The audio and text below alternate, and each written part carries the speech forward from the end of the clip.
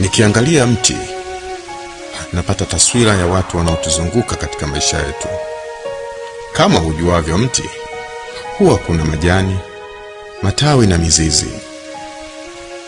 Vivyo hivyo, watu wanaotuzunguka, wapo ambao ni majani, wapo ambao ni matawi, na pia wapo ambao ni mizizi.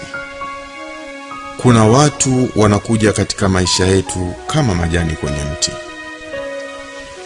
Huwa wapo kwa msimu tu. Huwezi kuwategemea muda wote, kwa sababu wao ni dhaifu.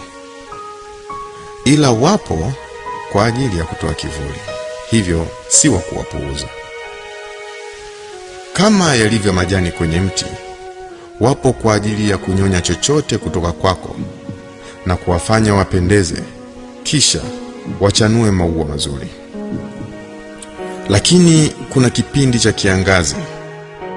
Kikifika, jua huwa ni kali na upepo mkali.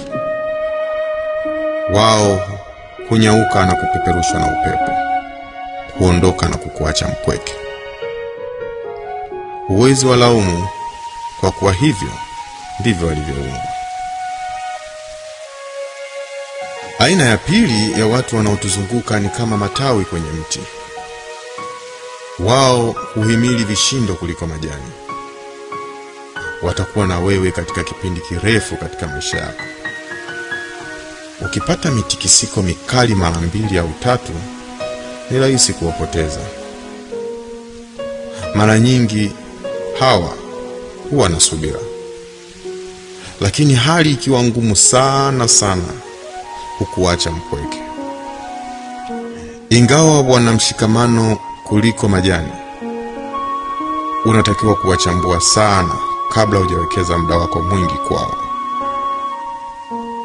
Lakini usiwalaumu, kwa kuwa hivyo ndivyo walivyoumbwa.